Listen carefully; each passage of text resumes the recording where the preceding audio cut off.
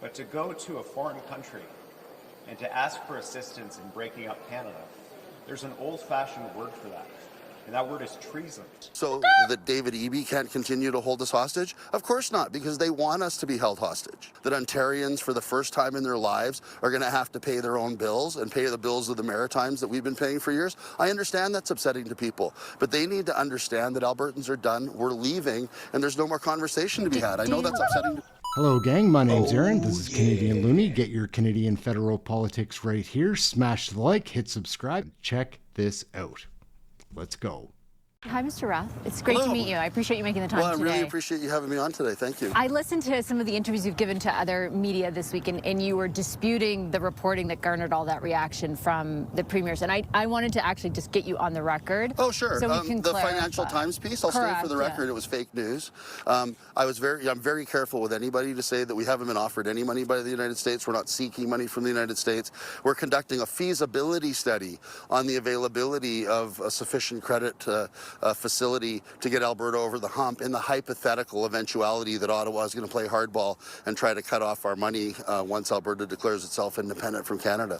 So, that FT article, starts out covert meetings between U.S. officials and fringe separatists. It was ridiculous. It was just a hit piece, by the globalist media. I'm really disappointed in the FT, actually. I used to read it when I was going to law school in London, and the paper's really gone downhill if that's the kind of trash they're publishing. So what I had noticed when I read it was that I had read other reporting previously that you had made trips to the United States. So there's no doubt. No doubt we're making trips to the United States. Can you just explain what you are doing? We've held press conferences to tell people that we're going to the United States. We're exchanging information with senior officials in the U.S. State Department over the aspirations of Alberta for Albertans for independence, and talking to them about the types of things that would help Alberta move forward as a free and independent country. And it's already paying dividends. I mean, we had Secretary of the Treasury Scott Bessent, the second most powerful man in the world, repeating what we told the State Department officials back in December, that aspirationally Alberta would love to have a pipeline through the U.S. Pacific Northwest to the West Coast,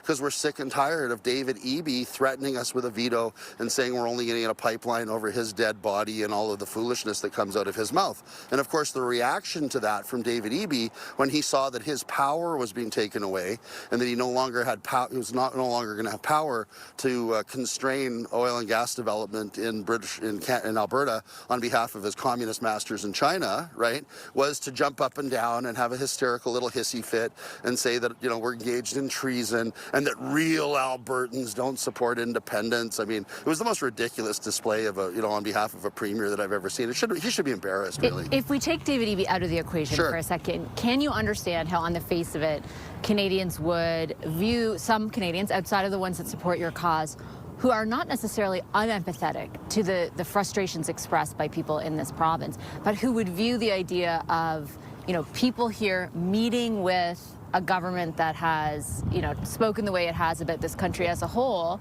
as problematic and seeking money to make this happen.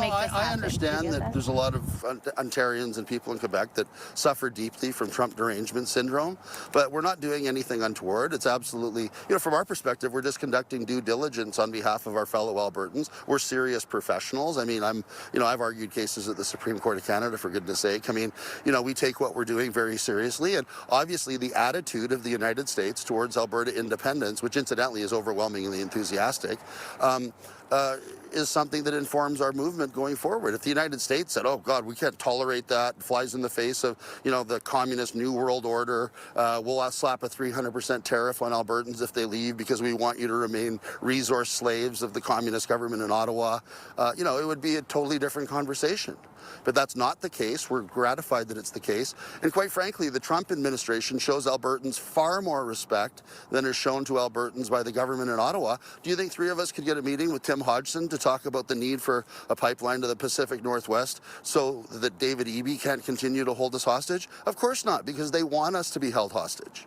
So I understand that there are Canadians that are upset, especially in Ontario, that when Alberta leaves, that Ontarians, for the first time in their lives, are going to have to pay their own bills and pay the bills of the Maritimes that we've been paying for years. I understand that's upsetting to people, but they need to understand that Albertans are done, we're leaving, and there's no more conversation to be had. I know that's upsetting to people. Do do you believe, though, that the motivations of the people you're meeting with or in the Trump administration are altruistic? Like, do you think they want what's good for you and people who support your cause, or do you think that they're trying to leverage this to get the upper hand against the country of Canada as a whole? I've studied foreign policy at the university level. I have an honors degree in political science, and I have an honors degree in law from the London School of Economics. Don't you think that communist Ottawa is leveraging communist China against Alberta? I mean, come on. I mean, you know, we live in the world of realpolitik. But you don't right? mind being a pawn in that fight? We're not a pawn. I mean, we're talking to them about our aspirations, and we have our goals and objectives. So, you know, we're not a pawn. We're actually more like a rook or a queen on a chessboard moving forward. We'll get back to the absurdity of Canadian federal politics in a moment. Just a friendly reminder to smash the like, hit subscribe. Please leave a comment below if you have something to share. Let's get back to the nutty video. Forward in the direction that we want to move freely on the board. You know, the pawns are the provincial premiers like Danielle Smith that are being manipulated by Carney and Eby and communist China to do their globalist bidding, you know, as far as I'm concerned. When you mentioned that you've met with people in the State Department, you feel as though that message has been conveyed to Scott Bessent. That's why he made the comments he did.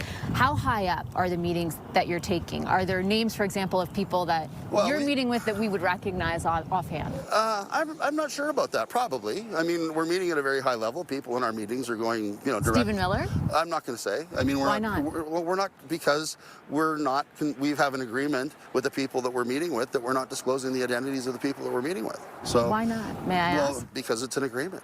So that's all. But again, like, would it be reasonable to question the motivations of making that well, agreement? that's probably why we're not talking about it. We don't want them being bothered by people from the press in Canada asking them silly questions. They don't want to be wasting their time answering questions from the press, right? And we're fine with that. We don't care. I mean, we know already that our meetings are paying dividends when the U.S. Secretary of Treasury is announcing the fact that the U.S. would be open to a pipeline through the Pacific Northwest to take David Eby and communist China out of control of the Alberta oil field. May I ask then, in a different way, have there been conversations, you know, among yourself or people in the movement with, for example, as high as President Trump? No. Well, I mean, I haven't. I'm not sure about David Cameron. He's not really part of our movement and part of what we're doing. He's the leader of the Republican Party of Alberta. He claims to have been to Mar-a-Lago and, you know, whatever. You know, we don't need to meet with President Trump. We're really technicians when it comes right down to it, right? At the end of the day, you know, our next delegation to Washington, you know, we're going to have bankers, economists, corporate lawyers, et cetera, to help with this feasibility study that we're conducting, right? And we're going to be putting together, you know, what a potential deal memo could look like and put together a complete dossier so that we can just hand it over to whoever the government of Alberta is in power and say, hey, if Ottawa is giving you a hard time, here's an easy way out. There's, you know, there's a large credit facility that's available through Goldman Sachs or JP Morgan or whoever in the event that Ottawa tries to cut off your money. On the question of feasibility and the situation that you just lay out, what does it say that if you are preparing for Ottawa, as you characterize it, to play hardball, that you would then lean on credit or whatever it ends up being from the United States? Like, to the people who support your movement, are you not kind of moving from one master to another? The entire world runs on credit. How much does Canada rely on the United States? If Secretary of Treasury Bessent, so what? If Secretary Bessent wanted to end Canada tomorrow, it would take one memo to all of the bond rating agencies, Moody's, Standard & Fitch, and Poor's, to say that, you know, that Canada is a poor risk because of all the various things that the United States is going to do with Canadian credit, and Canada would be over. So Canada is being supported by the United States. So just stop with this silliness and trying to create this conflation somehow or other between the Alberta independence movement and you know, being beholden to the United States. I know it's a fear-mongering talking point of the mainstream media with regard to Alberta independence, but we're not buying into it. It's ridiculous. Well, let me respectfully, if you don't mind, challenge you and just ask, look at what happened based on the scenario you just have outlined because of our dependence on the United States. Look at what they're able to exact right now. What you are telling your supporters, with great respect, is that you will be independent. You will be free of the suppression. Right? Nobody's independent in the modern world. But do you think that we would be running to communist China the way that Mark Carney is? Mark Carney's making Canada dependent on communist China. You know, and to quote a good friend of mine, David Redmond, who's one of the best, you know, North American defense analysts going. You know, David Redmond stated clearly on a policy panel, you know, just 2 weeks ago, Communist China is not a trading partner. They are an enemy. So you want to talk about treasonous, swearing allegiance to Communist China in Beijing while invoking the New World Order, and then coming back to Canada, threatening war with the United States of America under Article 5 of the NATO treaty, certainly smacks as being a lot more treasonous than anything that we're doing. And I have to say, I have interviewed at least 5 ministers from the government in the last 2 weeks since that China trip and pressed them very hard on exactly what you're laying out. Is this really the kind of partnership that we want to align ourselves with? I understand the point you're making. My point is you have convinced people, and lots of them who have stopped me here, that what awaits a separate and free and independent Alberta is true independence. No, there's no such thing as true independence. Do you think your supporters understand that? Stop interrupting for a second. I'm just asking. 90% of our trade is north and south with the United States of America. So all of this phony, we hate the Americans, Canadians should be afraid of Americans, Alberta must be completely independent from the United States of America. We don't live in a vacuum. So even the premise of your question, quite frankly, and with respect, is quite silly. So you basically don't envision, for example, ever being like truly free of the United States, even if the administration switches. The premise of your question, I mean, a Democrat could be elected after President Trump. The premise of your question is completely silly. Nobody ever envisions a day where the Alberta economy is completely decoupled from the economy of the United States of America.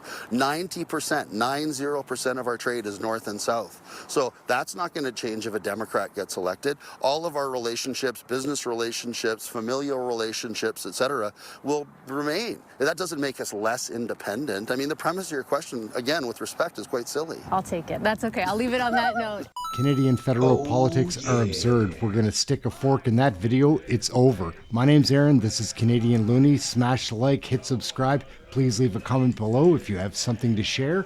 Enjoy this playlist. Check out this video. We've got lots of things to watch. Aaron, Canadian Looney. We'll catch you in the next video. Thank you for watching this one. Ciao for now.